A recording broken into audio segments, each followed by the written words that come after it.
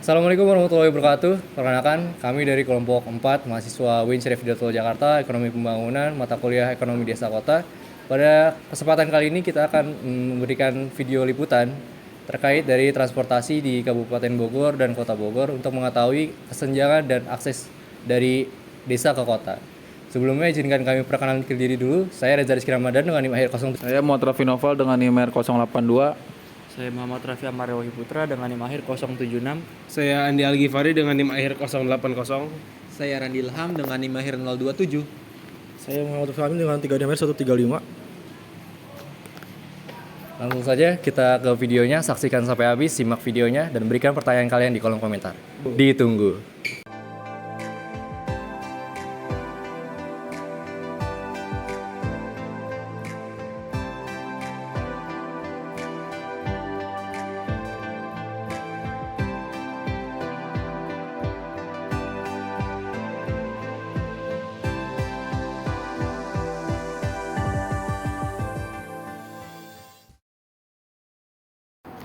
Oke, kawasan Bogor, baik kota maupun kabupaten, memiliki karakter mobilitas yang sangat dinamis. Dengan populasi gabungan yang mendekati 6 juta jiwa, wilayah ini menjadi salah satu pusat komuter terbesar di Jabodetabek. Mobilitas harian warga didominasi oleh perjalanan menuju pusat kota, sekolah, kawasan industri, hingga stasiun Bogor sebagai simpul utama KRL komuter lain. Namun kemajuan tersebut tidak diimbangi oleh sistem transportasi publik yang merata dan terintegrasi. Baik di kota maupun Kabupaten Bogor, warga menghadapi masalah yang relatif sama, yaitu akses first mile yang sulit, waktu perjalanan yang tidak pasti, hingga biaya yang menumpuk karena tidak ada integrasi tarif dan rute. Dalam konteks Kabupaten Bogor, persoalan menjadi lebih kompleks karena banyak desa yang secara geografis jauh dari simpul transportasi utama. Dalam beberapa tahun terakhir, peran BUMDes mulai muncul sebagai aktor baru dalam penyediaan layanan transportasi desa kota. Mereka mengisi celah layanan yang tidak mampu diakomodasi angkot tradisional. Hal ini membuat transformasi mobilitas semakin relevan untuk dibahas, terutama dalam konteks konektivitas Bogor yang membutuhkan model layanan yang lebih modern, terjadwal, dan berorientasi pada pengguna. Akses transportasi publik di Bogor, baik di kota maupun kabupaten, ditandai oleh ketimpangan antara pusat aktivitas dan kawasan pemukiman. Pertama, akses first mile yang masih menjadi persoalan mendasar. Di kota Bogor, banyak pemukiman baru di Bogor Barat, Tanah Sereal, dan Bogor Selatan tidak memiliki jalur angkot langsung. Warga harus berjalan 700 hingga 1.500 meter atau menggunakan ojek online yang seharga Rp8.000 sampai Rp12.000 hanya untuk mencapai titik angkutan umum. Di Kabupaten Bogor, permasalahan lebih besar. Data BPTJ tahun 2024 menunjukkan hanya 48% jalan yang dilayani trayek angkot.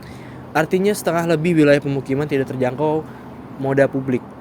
Akibatnya warga seperti pelajar, pekerja publik, dan ibu rumah tangga harus membayar biaya akses awal berupa ojek online atau ojek pangkalan sebesar 10 hingga 15.000 sebelum memulai perjalanan utama.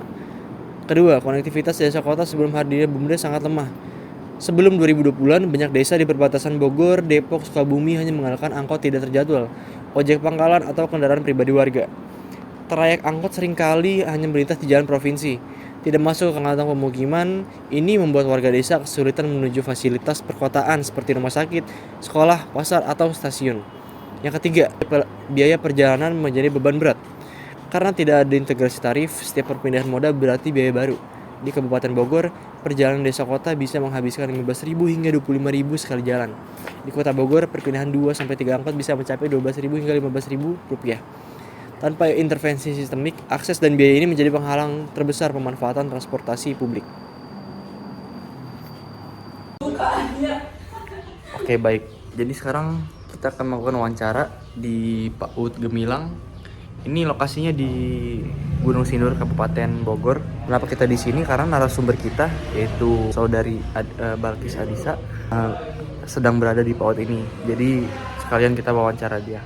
Oke, lanjut aja ke videonya. Sebelumnya perkenalan diri dulu, nama saya Abdul Fiam dengan 3 NIM 135. Di sini ada satu narasumber tentang Kabupaten Bogor. Baik, bisa perkenalan dulu. Oke, halo semuanya. Nama saya Balkis Adisa Kamila dan hari ini saya akan menjadi narasumber untuk teman-teman kelompok 5. Oke, baik. Baik nih, sebelumnya mau nanya nih, apa emang Kak Adisa nih sering pakai transportasi umum atau gimana? Nah, kalau untuk transportasi umum tuh hampir setiap hari karena kan pas kuliah apalagi gitu kan. Terus juga kalau bisa sedikit cerita, aku juga udah pakai transportasi itu dari SMP Kak gitu. Oh, berarti udah lama. Udah cukup lama. Oh, berarti ini saya mau nanya ada beberapa pertanyaan. Jadi pertanyaan pertama ini yaitu perjuangan menuju Transjakarta atau haltenya gitu. Jadi pertanyaan ini mengingat lokasi perumahan di kabupaten seringkali jauh dari jalan raya utama. Nah, bisa nggak sih ini kakak ceritakan seberapa rumitnya perjuangan kakak setiap pagi hanya untuk sekedar mencapai ke halte terdekat? Oke.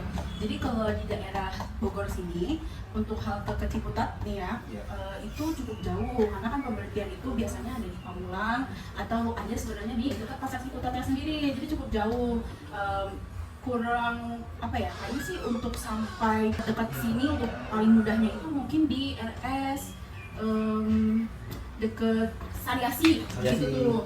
Di situ. Jadi kalau untuk bilang gimana perjuangannya, pertama tuh kita harus keluar daerah perumahan dulu kan. Nah itu untuk mencapai tempat pertama atau pembelian pertama itu sekitar 10 menit, 15 menit naik motor. Jadi tetap harus naik motor kayak gitu. Jadi itu cukup susah juga kan, apalagi harus tetap keluar bensin motor dan sebagainya. Nah dari situ baru kita bisa naik angkot pertama. Nah dari situ udah naik angkot pertama baru kita bisa sampai ke halte TJ pertama gitu. Jadi tetap gak bisa langsung ke TJ. Kalau dari sini ya. Dari awal tuh nggak bisa full TJ gitu. Bener, Ya? nggak bisa. Itu mengenai cost of living atau akumulasi biaya harian. Bagi kakak nih sebagai warga Kabupaten Bogor yang tidak punya akses secara langsung ke pusat kota, seringkali kan harus ganti angkot kali itu dalam satu kali perjalanan. Nah bisa nggak sih dikalkulasikan secara rinci nih seberapa besar persentase pendapatan bulanan kakak yang sudah cuma buat biaya angkutan mungkin? Kalau kita ngomongin angkot, biasanya kan kalau aku pribadi itu diantar ya sama orang tua untuk sampai ke pembelian pertama sebelum naik transportasi umum. Nah itu biasanya gratis, tapi kalau sometimes orang tua lagi sibuk nih Kak, kita tuh bisa naik Gojek dulu. Nah itu tuh Berapa tuh Gojek? 10.000 untuk sana, karena kan 10 menit naik Gojek ya segitu aja ya, dengan jalan segitu. Terus dari situ kita naik angkot ke Muncul, itu tuh 7.000 karena kita udah dewasa. Tapi setahu saya nih sebagai pengguna dari SMP, sebenarnya harga dari angkutan umum itu kan tergantung siapa yang naik gitu. Jadi kalau misalkan dewasa atau umum itu kan 7.000, tapi kalau anak-anak setahu saya sih 5.000. Itu 7.000 pertama. Terus ganti lagi angkot itu kalau udah dari Ciputat bisa ke S21, bisa D01 itu nggak apa-apa naik apa aja karena kan berhentinya tetap dekat JPO yang sebelum UIN 1. Nah itu sekitar 4.000, berarti anggaplah 11.000 bolak-balik berarti sekitar 22.000 kecuali yang tertentu yang tetap pakai Gojek gitu. Berarti lumayan banyak nih ya? Iya benar, lumayan banyak. Terus kakak tuh bisa nggak sih sampai malam hari gitu kalau bandara atau apa gitu? Setahu saya di sama aku, kalau untuk angkot di Ciputat itu jam 10 itu udah sepi. Jam 10 malam? Iya jam 10 itu udah jarang lah gitu dari Kowe. Tapi kalau karena aku ada pengalaman juga di Paru itu dia lumayan, dia sampai jam 3 sih masih ada. Oke baik. Iya. Oke baik Kak Adisa tadi udah wawancara sama si teman saya. Sekarang lanjut bagian saya bertanya lebih lanjut tentang akses transportasi ini. Nah, saya mau nanya nih kayak salah satu keluhan utama pengguna angkot di wilayah kabupaten ini kan biasanya tuh pengemudi suka nunggu penumpangnya sampai penuh atau ngetem bahasanya di sembarang tempat. Nah, kebiasaan ini mengganggu produktivitas kakak nggak sih atau mengganggu jadwal harian karena kan lama nih nunggu ngetemnya juga. Terus kakak juga ngeliat ya ada upaya perbaikan atau penertiban dari pihak terkait nih dalam akhir ini atau gimana? Tadi kan pertama ini dia soal produktivitas gitu, apakah mengurangi? Jawabannya jujur iya, karena kalau misalkan kita menempuh dengan transportasi pribadi itu biasanya tuh hanya 30 menitan sebenarnya dari rumah sampai kampus atau rumah sampai sekolah dulu. Cuman karena kita menggunakan angkutan umum, terus juga dia ngetemnya belum, terus nungguin penumpang penuh dan sebagaimananya, itu tuh bisa makan yang tadinya 30 menit sampai 1,5 jam. Betul, makanya di rencana hari itu kalau misalkan mau pakai transportasi umum nih, berarti itu tuh harus prepare-nya bener-bener sejam ataupun 2 jam sebelumnya gitu, karena kita kan gak pengen juga telat sampai kelas kan gitu. Jadi ya yang kita korbankan adalah kita harus lebih cepat dulu rapi-rapinya, lebih cepat datang ke halte angkutan umumnya kayak gitu sih. Berarti harus prepare lebih lama lagi ya? Iya betul. Waktunya udah keburu bilangnya kayak tua di jalan. Iya benar tua di jalan. Udah nggak efisien ya, udah pasti mengurangi produktivitas juga. Tapi pernah lihat nggak sih kayak pihak terkait tuh mungkin di atau apa yang nertipin angkot yang sembarang ngetem belum? Kalau sejauh ini kalau dibilang penertiban pasti ada, mungkin dari kayak Pak Ugah sekitar jalan tuh yang suka ngatur kayak angkot maju mundur gitunya, atau dari polisi sometimes kalau pagi mereka lagi ada patroli kayak gitu juga ada. Tapi untuk kayak benar-benar kebijakan atau gitu kayaknya belum ada ya gitu, karena sejauh ini sampai udah berarti sekitar mungkin 6 tahun menggunakan angkutan umum gitu, itu kayaknya sih belum ada perubahan ya. Maksudnya kita tetap aja nunggu lama, atau jalur juga kadang tiba-tiba bisa aja nih angkutan umum karena macet dia masuk ke jalan lain, which is kan itu mungkin yang kayak kita yang mungkin berhenti di akhir gampang, tapi kan buat orang-orang yang tadinya di sini harus berhenti turun lagi naik angkot yang lain karena si abang itu misalkan nggak mau masuk ke jalanan itu karena macet gitu. Jadi ketidakpastian rute itu sejauh yang saya lihat gitu, aku lihat belum ada perubahan sih gitu. Padahal tuh fatal banget ya, apalagi masih nyangkut masalah waktu kan, waktu Benar, itu benar. adalah uang. Betul. Oke. Lanjut, jadi misalnya nih Kak Adisa punya kesempatan untuk berbicara langsung dengan Bupati Bogor mengenai yang transportasi ini. Satu perubahan konkret apa yang paling mendesak untuk segera direalisasikan di wilayah Bupati Adisa ini? Apakah mungkin permajaan armada yang kayak angkotnya diubah kayak sekarang tuh angkot apa tuh di Jakarta tuh yang udah SSB itu? Oh iya benar, Jaklingko bukan sih? Yes, Iya, macam itu, yes, pokoknya. macam itu. Iya, sama Benar, mungkin benar, perbaikan betul. jalan atau yang pernah kita jadwalin. Soalnya kan yang tadi Kak Adisa bilang sebenarnya naik angkot yang angkutan umum ini nggak ada kepastian waktu kan, betul. soalnya kalau yang seperti Jaklingko itu udah dijadwal, jadi lebih pasti itu. Jadi gimana nih, mungkin ada nggak aspirasi yang mau diungkapin kalau ketemu bupati biar Kak Adisa juga nggak merasa tua di jalan? Betul. Kalau menurut saya pribadi gitu ya, aku pribadi sebenarnya mungkin masalah transportasi ini nggak bisa mencakup hanya satu hal ya gitu, karena kan ini sebenarnya banyak hal di dalamnya, entah itu karena jalanan, entah itu karena kebijakan, jadi multidimensi lah permasalahannya kayak gitu. Dan kalau mau benerin, kalau kebijakan dibilang harus benerin yang mana gitu, kayak aspirasi ya pasti kita sebisa mungkin gimana caranya coba pemerintah setempat tuh ngebantu kita gimana caranya angkot itu bisa nyaman dari segi keamanan juga, dari segi waktu kayak gitu. Tapi walaupun sebenarnya masih masuk akal ya untuk menunggu gitu, apalagi kan mereka bukan tipikal yang mungkin karena banyak pesaing transportasi juga bukan yang utama sekarang gitu. Cuman ya mungkin lebih di apa ya, dijual poin lainnya gitu, entah dari keamanannya, kenyamanannya, terus juga rute kayak gitu. Itu sih Kak paling aspirasinya. Sama ini pasti ya, kayak Transjakarta sama apa tadi yang Jaklingko itu, pengen nggak sih Kak kayak dekat gitu ke Jaklingko atau Benar. Kalau kayak kita kan masih sangat buruk ya maksudnya untuk mencapai bahkan armada transportasi umumnya pun gitu. Jadi sangat ada wish atau semoga gitu, keinginan gitu, kayak kapan ya kita bisa punya akses yang mudah gitu terhadap karena kan dari sini kan mungkin masih naik angkot nanti langsung ke halte terdekat bisa iya dibangun di benar sekitar musim banget. ini. Iya benar banget. Oke, mungkin itu aja. Terima kasih. Oke, berdasarkan hasil wawancara kami terhadap mahasiswa, salah satu mahasiswa yang tinggal di Desa Bogor yang bernama Adisa yang kuliah di Winchester Fidelto Jakarta, pengalaman sehari-hari Adisa dan banyak warga di Kabupaten Bogor itu menyoroti dua masalah struktural transportasi umum. Pertama yaitu akses dari rumah yang sulit dan akumulasi biaya yang membebankan. Pertama yaitu ada pada masalah first mile atau akses awal yang menjadi penghalang paling dasar. Banyak kawasan pemukiman terutama perumahan baru di pinggiran desa di Bogor terisolasi dari jaringan angkutan umum. Data dari BPTJ pemukiman terutama Data dari BPTJ 2024 mengonfirmasi bahwa hanya sekitar 48% jalan di Kabupaten Bogor yang memiliki trayek angkot, yang artinya lebih dari separuh wilayah jalan itu seringkali di kawasan perumahan tidak terjangkau moda umum seperti angkot dan lain sebagainya. Warga seperti Adisa terpaksa mengandalkan ojek online atau diantar oleh keluarga mereka dengan biaya yang sekitar 10.000 mungkin, hanya untuk sampai ke halte dan jalan utama, tempat di mana angkot lewat atau tempat di mana angkot mulai berjalan. Biaya dan usaha ekstra ini sudah menjadi pajak tersembunyi sebagai yang dikeluarkan atau pengeluaran oleh Adisa sebelum perjalanan dimulai. Hal ini mendorong orang untuk memilih menggunakan kendaraan pribadi untuk ke wilayah angkutan umum. Kedua itu ada pada masalah biaya yang menumpuk karena tidak adanya integrasi. Di Kabupaten Bogor, setiap perpindahan moda itu berarti membayar tarif penuh baru. Perjalanan Adisa bisa terkumpul menjadi Rp21.000 sekali jalan. Itu termasuk ojek online, angkot, kemudian angkot sambungan, atau sekitar Rp40.000 sampai Rp45.000 untuk pulang pergi dari Bogor, dari desa ke Tangerang Selatan lalu balik ke Bogor. Angka ini merupakan angka yang sangat tinggi bagi pelajar khususnya dan para pekerja. Sistem ini sangat kontras dengan skema terpadu seperti Jaklingko di Jakarta yang merupakan tarif flat atau batas maksimal capping untuk perjalanan multimoda. Tanpa integrasi tarif, transportasi umum kehilangan daya saingnya. Biayanya bisa menyamai atau bahkan melebihi biaya bahan bakar untuk pengeluaran kendaraan pribadi. Nah, solusi yang bisa ditawarkan adalah solusi yang diperlukan.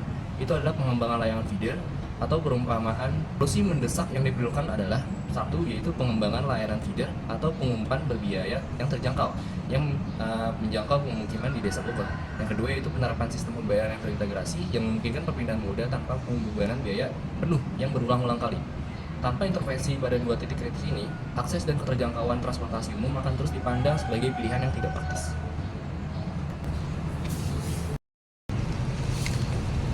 Di luar masalah akses dan biaya, ketidakefisienan waktu menjadi faktor penentu lain yang membuat angkutan umum kurang menarik. Di sisi lain, terdapat harapan kuat masyarakat untuk transformasi sistem yang lebih modern dan terpadu. Masalah waktu terutama disebabkan oleh budaya operasional yang ngetem. Kebiasaan supir menunggu hingga angkot penuh sebelum berangkat bagi pengguna seperti Adisa ini, perjalanan yang sebenarnya 30 menit bisa molor hingga 1,5 jam. Ketidakpastian ini merusak jadwal harian dan memaksa penumpang menyediakan cadangan waktu sangat besar. Akar permasalahannya adalah sistem setoran harian yang membuat pendapatan supir bergantung langsung pada jumlah penumpangnya, bahkan pada layanan terjadwal. Persoalan ini diperparah oleh sistem yang terfragmentasi dan konvensional. Rute angkot tidak dirancang untuk konektivitas yang lancar, melainkan sering tumpang tindih di jalur umum. Armada umumnya sudah tua dengan kenyamanan dan keselamatan yang sangat minim. Oleh karena itu, harapan masyarakat seperti yang disampaikan oleh Adisa ini sangat jelas. Yang pertama, integrasi sistem menyeluruh seperti Jaklingko yang menyatukan rute jadwal dan pembiayaan antara moda ke pusat administrasi di kabupaten, seperti feeder, bus angkot, mungkin seperti kereta juga, seperti di sekitar di Bogor Kota ataupun Transjakarta di Kota Jakarta, agar dari perbatasan dapat hubung langsung ke pusat administrasi yang ada di pusat Kabupaten Bogor itu, yang ada di Cibinong. Yang kedua adalah kehadiran pedal transportasi umum yang andal dan terjadwal, ya secara khusus menjembatani celah real mile dan last mile dari perumahan ke simpul transportasi utamanya. Yang ketiga ada mekanisme armada dan layanan, termasuk persenjataan kendaraan, penerapan standar keselamatan serta pengawasan terhadap perilaku supir untuk menjamin kenyamanan dan keamanan dari pengguna transportasi tersebut. Pada intinya, warga Kabupaten Bogor ini mengharapkan peralihan dari sistem angkot tradisional yang tak terprediksi menuju sistem transportasi publik yang modern, yang terintegrasi, terjadwal dan berorientasi pada penggunaan hanya dengan transformasi fundamental. Inilah transportasi umum dapat menjadi tulang punggung mobilitas yang ada, mengurangi ketergantungan pada kendaraan pribadi serta mengatasi kemacetan dan polusi yang ada di Kabupaten Bogor maupun di kota-kota yang lainnya.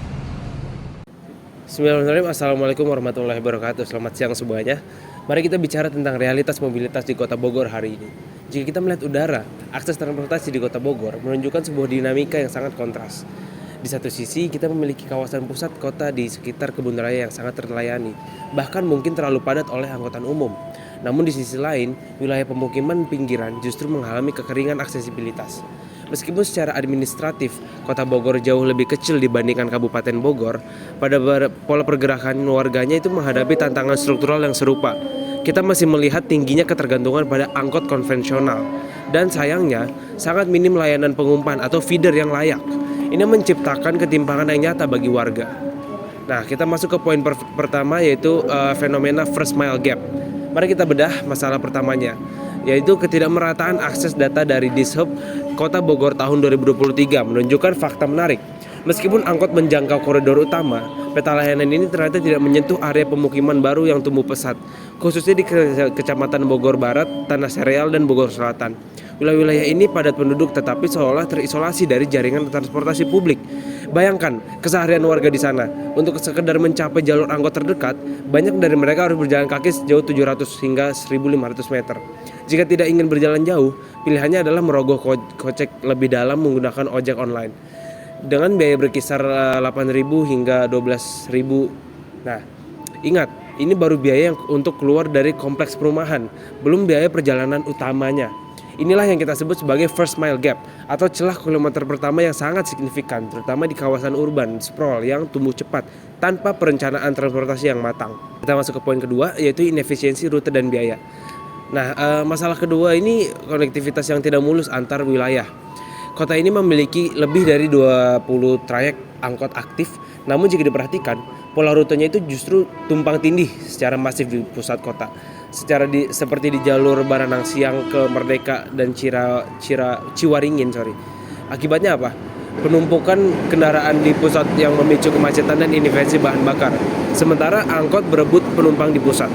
Wilayah pemukiman yang justru sangat membutuhkan layanan malah memiliki akses terbatas. Ketidakseimbangan ini membuat mobilitas pelajar dan pekerja kita menjadi sangat tidak efisien. Belum lagi jika kita bicara soal biaya dan waktu. Karena tidak ada integrasi, setiap kali warga berpindah angkot, mereka harus membayar lagi, ditambah budaya ngetem yang tak kunjung hilang. Nah, durasi perjalanan ini menjadi panjang dan penuh ketidakpastian. Ini jelas bukan sistem yang ideal untuk kota modern. Kita masuk ke poin ketiga, peran BUMDes sebagai titik balik. Nah, di tengah keruwetan ini, kita justru melihat inovasi muncul dari pinggiran. Situasi ini menegaskan bahwa kita butuh intervensi kelembagaan yang lebih responsif. Dan menariknya, peran badan usaha milik desa atau BUMDes ini mulai menjadi titik balik di wilayah perbatasan Kota Bogor. Sebelum ada BUMDes, konektivitas desa kota hanya bergantung pada angkot yang tak terjadwal dan ojek pangkalan yang harganya tidak standar. Namun lihat perubahannya sekarang. Setelah BUMDes turun tangan mengelola unit transportasi, mulai dari motorisasi layanan shuttle, mikrotrans desa, hingga sistem jemput terjadwal. Akses warga menuju Kota Bogor menjadi jauh lebih terstruktur dan terjangkau. Nah, berarti apa? BUMDes ini berhasil mengisi kekosongan yang tidak bisa dijangkau oleh pemerintah kota maupun kabupaten sebelumnya. Nah, namun perlu dicatat, transformasi positif ini baru terlihat di desa penyangga, bukan di dalam wilayah administrasi Kota Bogor itu sendiri. Ini membawa kita pada satu kesimpulan penting untuk sesi ini, yaitu peran BUMDes ternyata sangat menentukan kualitas konektivitas desa ke kota. Mereka telah mengubah ketergantungan pada inisiatif individu menjadi sebuah sistem yang terkelola. Pertanyaannya sekarang, bisakah model ini diadaptasi lebih luas? Untuk menjawabnya, rekan saya akan menjelaskan lebih detail tentang perbandingan sistem tradisional versus BUMDes ini. Sekian dari saya. Assalamualaikum warahmatullahi wabarakatuh. Oke, terima kasih sebelumnya. Jika rekan saya sebelumnya membahas dari sudut pandang kota, nah izinkan saya menarik konteks ini lebih luas ke wilayah pinggiran, tempat di mana perjalanan menuju kota seringkali menjadi sebuah perjuangan tersendiri.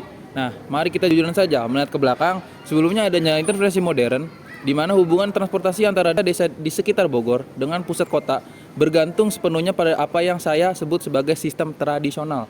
Apa artinya tradisional? Nah, di sini artinya adalah ketidakpastian. Dulu, tulang punggung mobilitas warga hanyalah angkot lintas desa yang jam operasional suka atau ojek pangkalan yang tarifnya sering kali mengejutkan dompet. Tidak ada standar, tidak ada jaminan. Bagi seorang warga desa yang harus bekerja atau bersekolah di kota, pagi hari dimulai bukan dengan semangat, tapi dengan kecemasan. Nah, apakah angkotnya ada? Jam berapa dia lewat? Nah, jadi di tiga masalah utama ini ada waktu, biaya, dan armada. Nah, secara spesifik, warga kita menghadapi tiga masalah besar dalam sistem lama ini.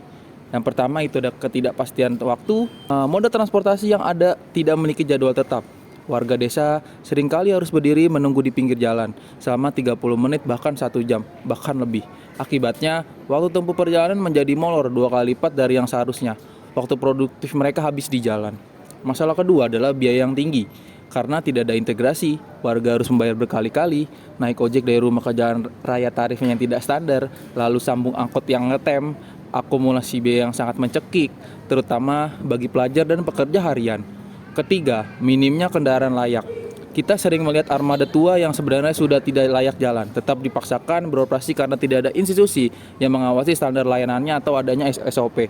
Faktor keselamatan seringkali dikesampingkan demi setoran.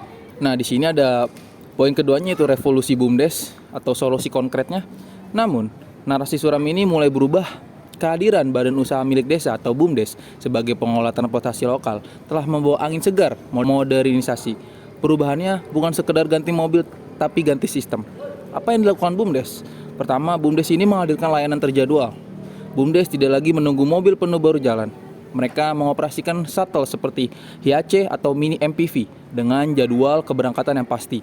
Ini memberikan kemewahan yang dulu tidak dimiliki warga desa, kemampuan untuk merencanakan waktu. Yang kedua itu ada integrasi rute yang jelas. Alih-alih angkot yang berputar mencari penumpang, BUMDes justru membuat rute direct atau langsung dari desa menuju simpul vital di kota Bogor. Nah, langsung ke sekolah, langsung ke terminal, langsung ke stasiun kereta, efisiensi meningkatkan lebih tajam. Nah, dan yang tak kalah penting, transportasi tarif. Karena dikelola oleh Badan Usaha Desa, tarifnya stabil, jelas, dan tidak ditembak sembarangan. Bahkan di beberapa desa, tarif ini sudah disubsidi silang dari keuntungan unit usaha desa lainnya. Dan poin ketiga itu dampak nyata bagi warga. Nah, dampak dari transportasi ini sangat nyata di lapangan.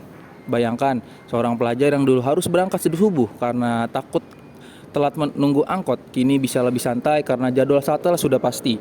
Bayangkan pedagang kecil yang mobilitasnya tinggi, kini bisa menghitung biaya transportasinya dengan akurat karena tarif yang terjangkau. Nah, selain itu, pengelolaan kolektif armada yang digunakan jauh lebih terawat dan aman. Tingkat kenyamanannya warga meningkat drastis dibandingkan saat mereka harus berdesak-desakan di angkot tua sebelumnya. Nah, sebagai penutup segmen ini, saya ingin menanyakan satu hal. Transformasi dari sistem yang tidak terstruktur menuju model BUMDes yang terorganisir adalah kunci perbaikan konektivitas dari desa kota kita. Ini membuktikan bahwa BUMDes hari ini bukan lagi sekedar entitas ekonomi simpan pinjam atau toko desa. Mereka telah berevolusi menjadi aktor mobilitas yang secara nyata memperbaiki aksesibilitas dan kualitas hidup masyarakat di penyangga Bogor. Terima kasih. Rekomendasi kebijakan menuju transportasi Bogor yang terintegrasi dan inklusif. Yang pertama ada formalisasi BUMDes sebagai operator feeder resmi.